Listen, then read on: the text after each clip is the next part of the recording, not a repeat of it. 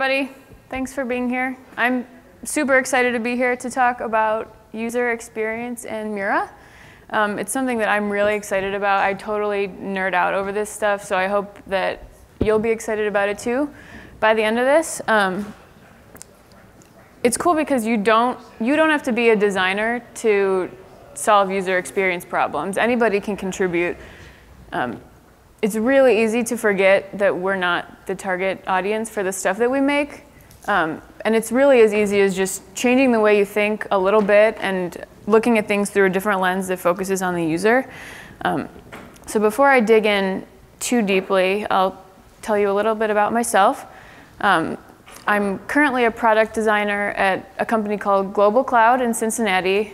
I've spent the last 4-ish years working on custom Mura sites for a pretty wide variety of clients. We've got a really good mix of nonprofit and for-profit clients, which really it allows us to solve a lot of different types of problems because the goals for those types of organizations are very different. My background is graphic design, and I recently completed a master's in UX. And a lot of the stuff that I'm going to talk about is stuff that we learned by doing, sometimes because we did it wrong first and kind of had to rethink things and fix the way that we worked. And you may be doing a lot of these things already.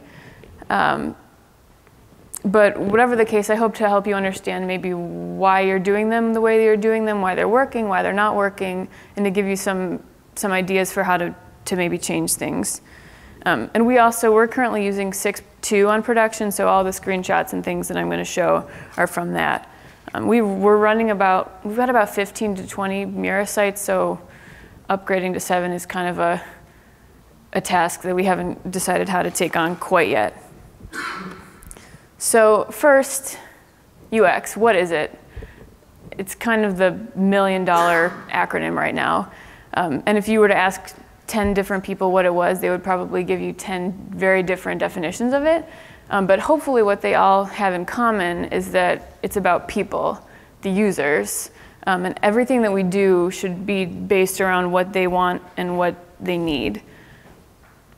UX is also about behavior. So how does a product meet the user's goals? How does it fit into their lives? How does it fit into what they're currently doing and how they're doing it? And it's also about feelings. How does the product make a user feel? Does it delight them? Does it satisfy them? Does it make them angry? Does it make them frustrated? All of these things contribute to the overall user experience. So what I'm getting at is that UX is about everything. It's about how it makes people feel, how it fits into their lives. It's every single interaction a user has with a product, not just how it looks. And in this case, our users are both the front end and the back end, our administrators. So there's really a lot to think about here. And since UX is so broad, the easiest way to talk about it is to kind of break it down into some of the main components and to dig a little deeper into those. And so the ones that I've chosen are based on a list by the Nielsen Norman Group, which is a really well-known UX research and consulting company.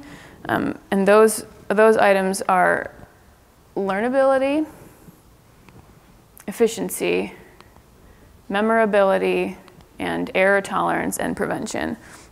And I'll start by talking about learnability, because that's what allows first-time users to be able to jump right in and start getting work done right away.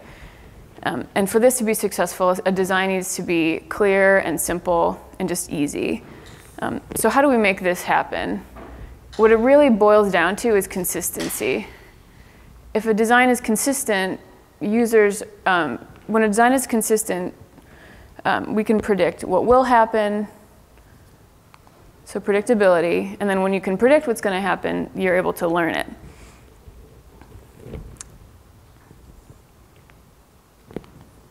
And a huge contributing factor with consistency is language use. If language is used consistently, users will be able to predict what will happen, they'll be able to be aware of what's currently happening, and they'll be able to understand what has just happened. And if they can't understand it, they're never going to be able to learn it. So imagine if a website used this many varieties of messaging. Sometimes it's cancel, sometimes it's no, sometimes it's yes and no, sometimes it's completely different. And a user's sense of control completely goes away when this kind of thing happens. And when you lose predictability, your learnability goes away as a result. And on top of being consistent with itself, a user interface should also be consistent with the language that the users use. So what if you refer to things as delete, but the user thinks about it as erase, or archive, or remove? Or what if you say cancel, but they think quit? Or add versus create, or review versus rating. It seems really trivial, but even little inconsistencies like that really can have a huge effect on how easy something is to learn. And Mura makes this really, really easy with the resource bundle. You have control over pretty much every instance of any word that the end user could ever encounter. So really take advantage of that. The defaults are great, but take advantage of every opportunity to customize where you can based on who your users are. The details really do matter. And my company has a lot of multilingual clients, and having access to this is huge. We're able to translate everything and just have control over every single word, and it's awesome. On the back end, a really easy win is to just really think about how you're labeling your extended attributes, how you're grouping them, how you're ordering them, just how you're using them overall. And then keep those conventions consistent throughout the rest of your site. This is an example of a product page for a site that we did a long time ago, and we learned pretty quickly. We ended up doing most of the content management on it, and we learned that it was really hard to edit because the names weren't clear, there's no real grouping. It's really hard to just understand what these things are for, and look how long it is. It got really tough to manage. And your labels should be human readable. The names aren't quite as critical. Those should be clear to the people that are working in the code, but what's most important for your admins anyway is the labels of these things. This is a more recent example, and we're using attribute sets a lot better. We've got tooltips. They're just really simple, clear labels. It's just a lot easier, and somebody who's brand new to the site could jump in here and start editing it right away. And another way to improve learnability is just being consistent with how things look. Things that function similarly should look similar. Things that function differently should look different. It seems like a no-brainer, but it's surprisingly really common to find examples of horribly inconsistent interfaces throughout the web. Here's an example of a situation where a UI completely got out of control. And this, I'm just talking about the buttons. There's different styles for the same actions, same styles for different actions. It's just crazy. So there's no consistency, which means it takes a lot of extra thinking to figure out what action is going to do what. And look how much simpler it is when you just identify like the main styles and just use those. It's so easy. So you can see how easy it would be to lose consistency over something as simple as buttons. Think about over a period of time with multiple people involved in a project, a UI could completely get blown out of control. And something that's been getting a lot of traction over the last couple of years is this concept of pattern libraries. And if you're familiar with Brad Frost at all, this is something he talks about a lot. And a pattern library is basically a documented collection of UI components that anyone who's involved in a project can reference, and it promotes modularity and consistency and just cohesiveness overall. And it can be really simple or really complex, but the end goal is the same, just to have one place where all of this stuff is documented, everyone can see it, everyone's able to use it, and it just creates so much consistency. And the first step to doing this is to identify what your main content types are, your paragraphs, your headers, your images, your tables, all of those things, and figure out how those are going to look. And once you've done that, then you document them so anyone has access to it. And a really good example, one of my favorites, is this one from Lonely Planet. They've got things from color palette to typography styles, and then this whole collection of UI components from buttons to pagination. They've got a slider, badges, cards, all sorts of stuff. MailChimp is another really popular one. They've got the grid system documented here, feedback blocks, general typography. They've also had tables, lists, dialogues, forms, navigation, all kinds of things. So once you've done this and you've established what things are going to look like, you've got to enable content managers to apply these styles to content consistently. And we can do that with Mura's editor styles.js. All you have to do is just define your primary treatments of things, and it's as easy as selecting from a drop-down list for them. And this helps content managers and ultimately your end users too.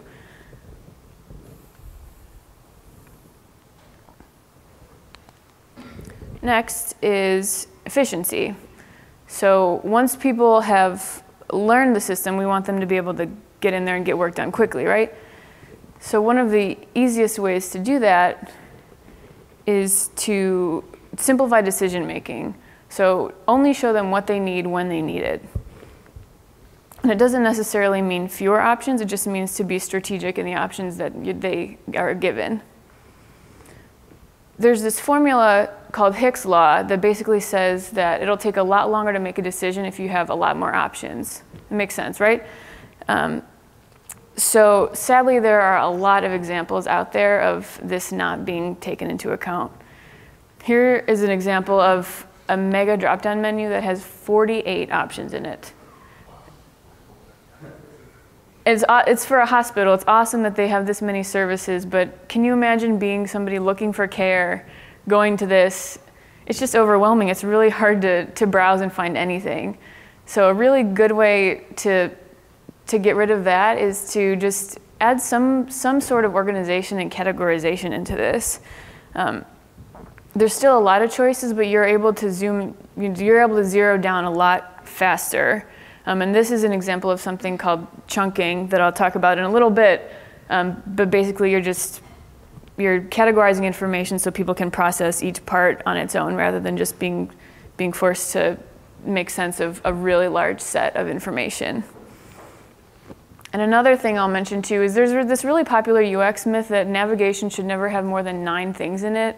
Sometimes you'll hear 7 plus or minus 2. And what's really more important is what's called the sense of information, so making people feel like they're on the right path to finding what they're looking for. So as long as they're able to drill down and just feel like they're getting closer to their goal, the number of items in a navigation really doesn't matter that much. Here's another example of where a huge number of choices just makes things super inefficient. And on top, this is security questions, and the question is, who is your favorite artist? So on top of being incredibly subjective, look at the number of choices here. So one, picking your favorite artist out of this list and then remembering who that person was the next time you have to do this, it's crazy. So it's hard to choose, and if you need any more motivation for making things easy for your users, here's an example of what it does to a user. This is my mom trying to figure out that exact screen that I just showed. And as somebody who's responsible for making the web easier for people to use, that just hits me like right here. It's so sad to see the effect that has on somebody. So don't do that to people. Minimize cognitive load. Don't make them think more than they need to. So I touched on chunking a little earlier, which I hate that term, but it doesn't matter. Here's a little more in-depth example of how it helps improve efficiency. So here's a race registration form. There's really no organization to it. There's a ton of fields. It's super, super long. And it's just really daunting. It would take forever to fill out.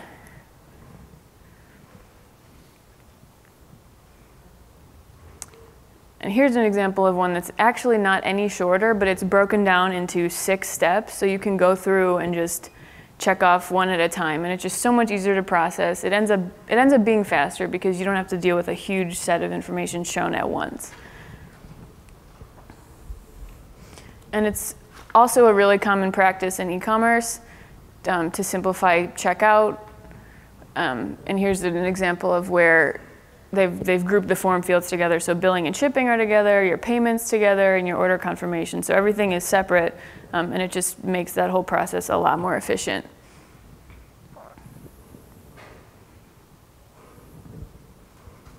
And in the back end, a really good way to simplify decision making is to just limit the available subtypes. When people create a new page, don't make them pick from a list of these things if only 2 of them apply. It's so much easier to just pick from those 2 because those are the only ones that are relevant for the content that they're creating at the time.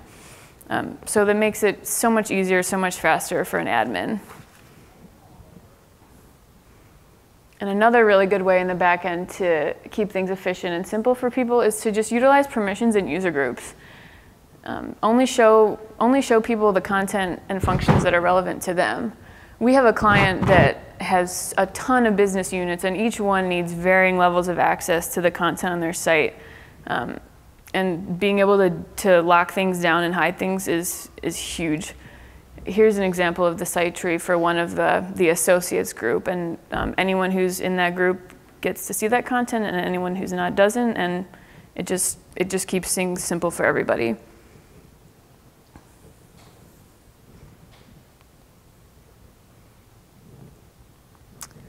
And another way to improve efficiency is to let people recognize things that they've experienced before and don't make them recall anything from scratch. This is why search engines exist. It's so much easier to pick from a list of relevant results rather than having to remember a URL to type in. So how do we design for this?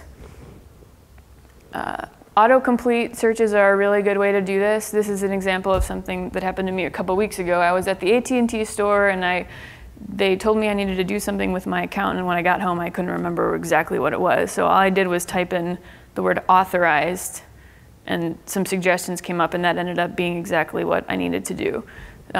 It just made it so much easier. I didn't have to remember exactly what my query was. E-commerce really capitalizes on this, because it's a lot easier to see something and say, oh yeah, I want that, as opposed to coming up with something from scratch and searching for it. This is also why window shopping is really dangerous. If you see it, you think, oh yeah, I do want that. So favorites, things you might be interested in, recently visited, those really help make decisions because it helps you remember what searches or browsing sessions have been successful in the past. You don't have to remember them from scratch. Does anyone recognize this interface? Anybody not want to admit that they recognize this interface? Snapchat. Anybody ever have to Google something like how to apply a filter? Anybody feel like this when they open up Snapchat? Sorry, I had to. Yep. So icon usage also falls into this category of recognition over recall. So be really careful about how you use icons, because there's so many that you have to make sure that people understand what they mean. And in Snapchat's example, those 3 at the bottom, it's unless you've been in it a million times, you would have no idea what to do. And navigating an interface like that becomes really frustrating and difficult. Another example of that is on your laundry, on the tag of clothes, it has those symbols for how to take care of your clothes. Who actually knows what those things mean? You have to go, you do, Steve? Wow. You have to go elsewhere to find, and it would be so much easier if it was an easily recognizable icon, or if it had a little word by it or something, but it's just impossible to know what those are. Expedia is an example of these being used well, because they've got a lot of icons, but there's a label underneath each one. And imagine if we took that away, you could tell what the icon was, but it would be really hard to tell what it actually meant. So when in doubt, use labels with icons so that people don't have to remember or think about what it means. They can just recognize it and pick.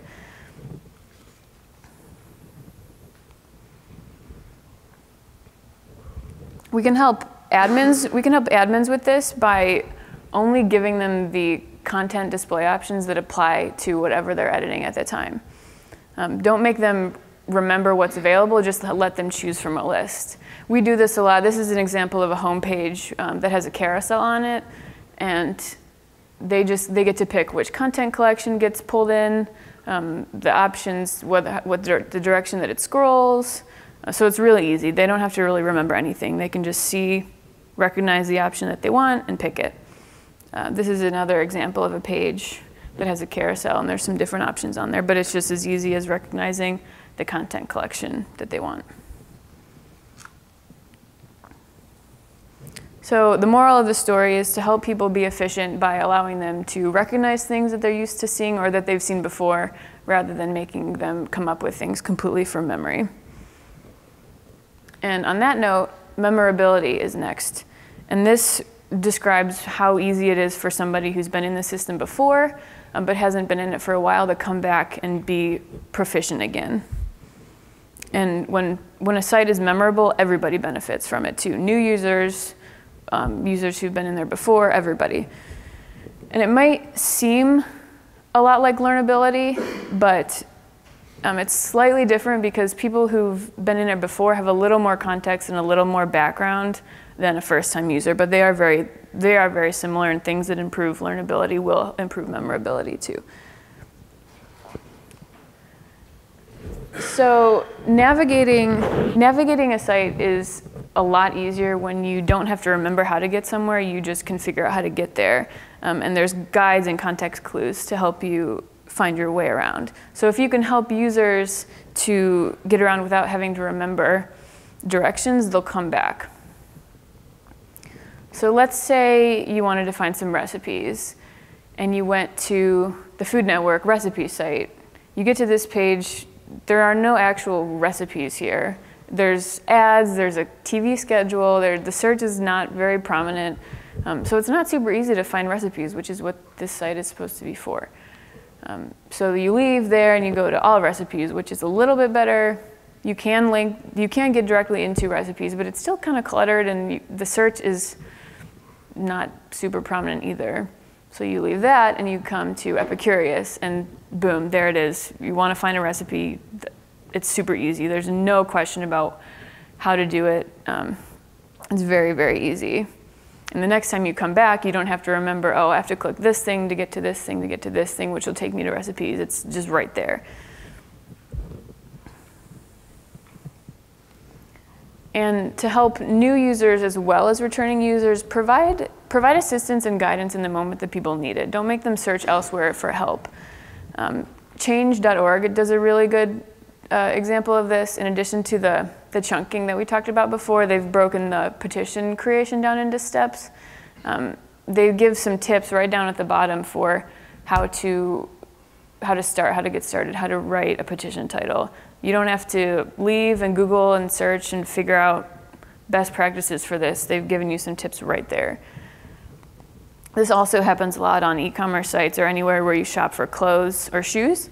Nike does a really good job of this. Rather than having to leave the site or go somewhere else in the site to find what size you might want to buy, they have a link to the size chart, and they also have this cool little tool where you type in what shoes you have from another brand that fit well, and then they'll recommend a shoe size for Nike that'll be good for you. So it's right there. You don't have to leave to find any help. It's right there. And we have clients that are in Mura every single day, all day long, editing stuff. We also have clients who are in there once a week or maybe once a month. And we've got to accommodate all of them. And so something that we've started doing recently is creating these sample content pages and training guides to help them, whether they're new or whether they're just coming back after being gone for a while, to help them edit their content. And for content pages, basically what we do is we just create a page in the admin with all of the styles that are available, so it's really easy for them to go in there and see what's available, how it's applied, how it looks. And then we also create these training guides, which are kind of a supplement to the Mura docs, because it talks really specifically about how the different parts of their site work together, how to edit each one. This one just talks about how the navigation works. This one talks about how the layout and display works and the different configurable options for this particular site. And we found that works really well. We dump those right into a folder in the admin so that anybody who has access to the admin can get to these and see, which it's really good for onboarding new people, and it's also really good for clients when they're trying to onboard new users as well.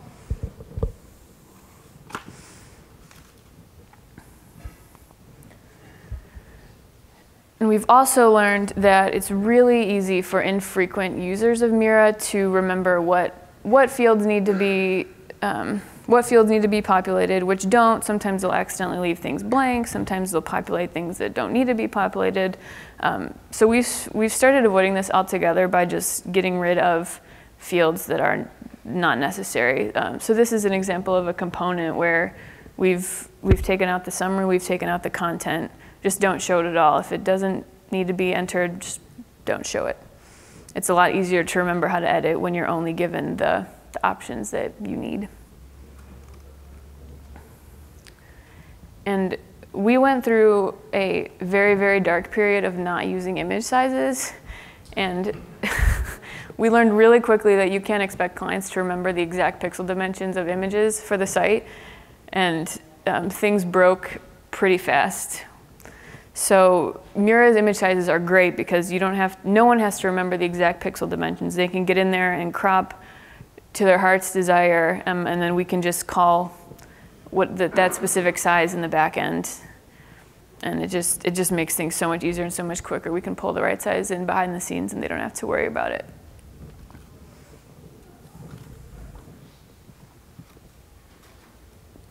And last, I want to talk about errors. How many are there? How severe are they? How easy is it for users to recover from errors? The most important thing is to acknowledge that a site needs to be forgiving. Too far.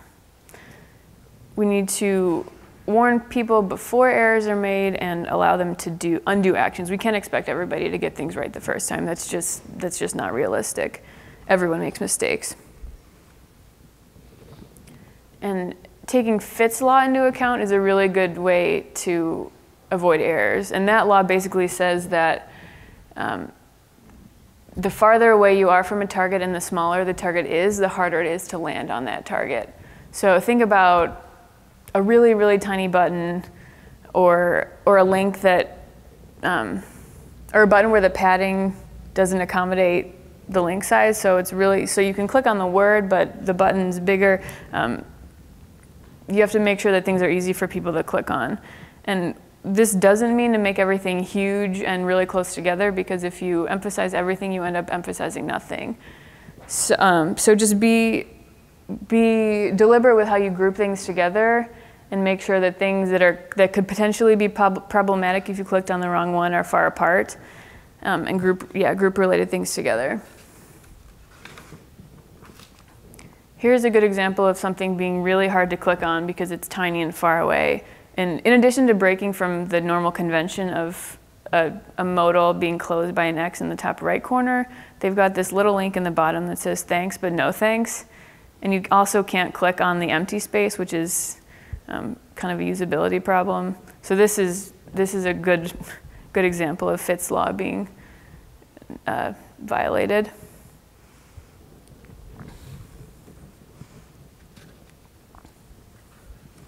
And here's another good example. Make sure that anytime you have checkboxes or radio buttons, make sure that you can click on the label as well as the checkbox. Think of how hard it would be if the only thing that you could click on was that little checkbox. It's just not easy, and it would take a lot of effort, and it would be really easy to make a mistake that way. And also make sure that it's really, really clear to people when an error has happened, and when an error does happen, the message should be clear, it should be direct, it should be helpful. People shouldn't blame themselves, or that it should minimize their anger at the site when something does go wrong. Here's an example of something that really frustrates me. Anytime I have to reschedule a mail delivery because I wasn't home for some reason and I had to sign for it, you have to go on the Postal Service site and fill out a form, and you can put in a little message, and when you try to submit it, you get this error message. It says, sorry, that's not a valid additional instruction. Please double check it and try again. But double check for what? It doesn't say. So I just end up deleting my helpful message and submitting and hoping that I get my mail. And that's crazy. It should at least say, it should give some sort of guidance about what I need to fix, because I immediately assume it's my fault, but maybe it isn't, I don't know.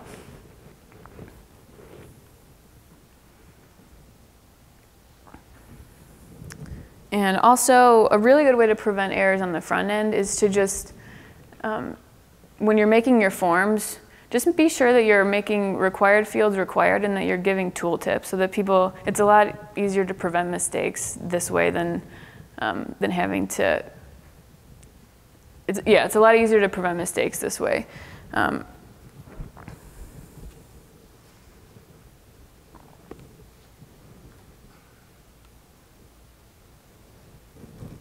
Another thing that we learned because we did it wrong and it went horribly, horribly wrong is to avoid using the CK editor in a way that adds any extra classes or markup to page code. This is a site that we did, one of the first sites that we did on Mura, and we realized that we could do this cool thing where we use the drop-down menu and let people put in these little accordion things, which ended up, this is what the code looked like in the back end, and then when it came time to redo that site, there was no way to make any kind of sweeping changes because all of this stuff was just in CK editor. And after years and years of people doing this, there's so many pages, it was awful. So don't do that.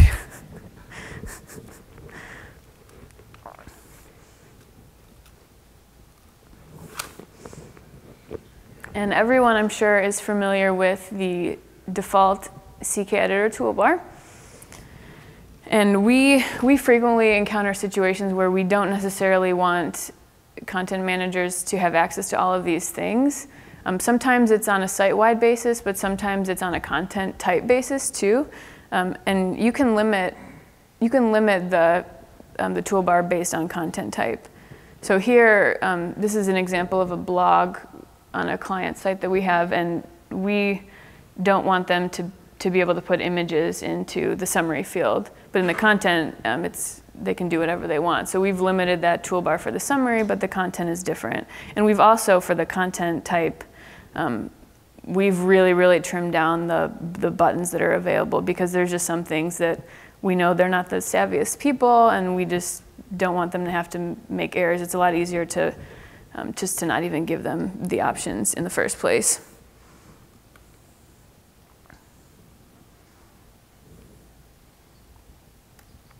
And another really good way to avoid errors, and this is something that Mura 7 is going to be huge for. I was really excited to see some of the examples today about that. But just make it obvious what content's going to look like before you publish it. So use the editor style sheet to make sure that you get an accurate preview of content while editing. And that way you can tell if something's going to be wrong before you even publish the page.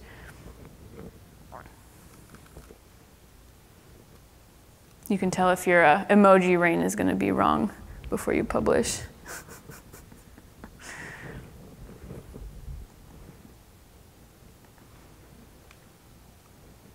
So if you have one takeaway from this, I hope that it's just that you can start right now with improving user experience.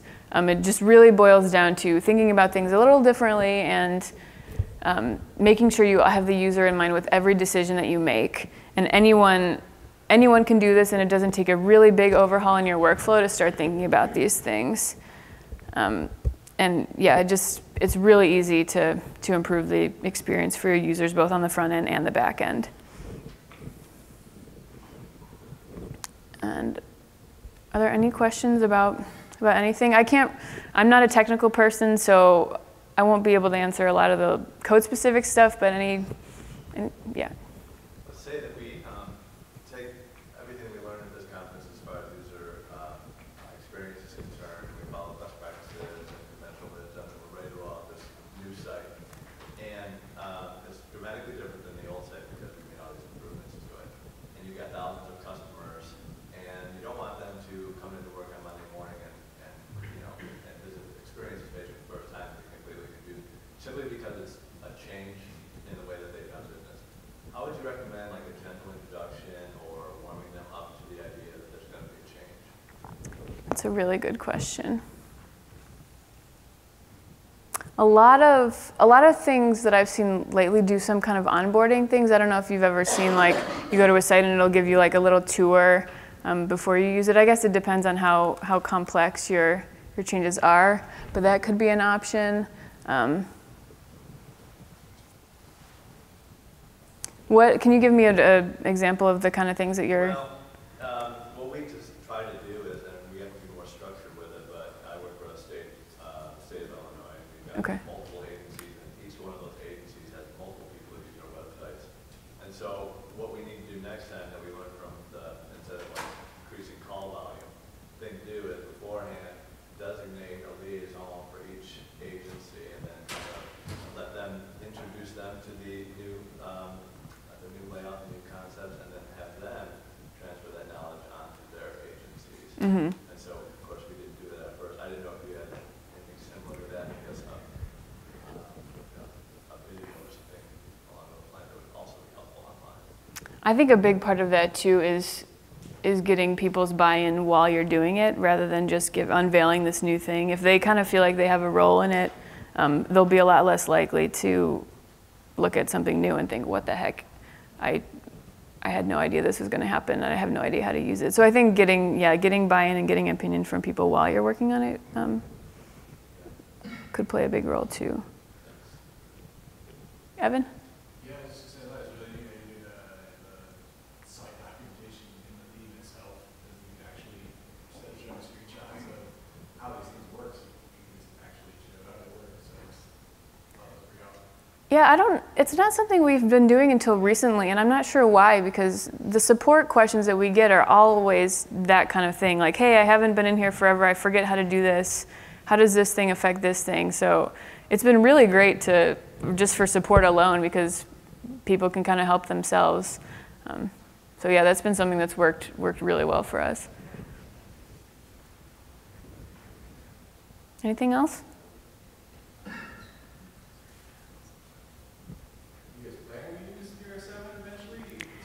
We hope so. I really want to, now that I've seen all the cool things that you can do with it, especially with the front end editing. We have so many clients, and the QA effort, thinking about the QA effort to get everybody moved over is kind of daunting, but hopefully in the somewhat near future. And also we have a lot of clients that are really, really not tech savvy, and thinking about how we're going to train them, and what he mentioned before, just making sure that people aren't completely blindsided by a big change like that. So there's a lot to think about.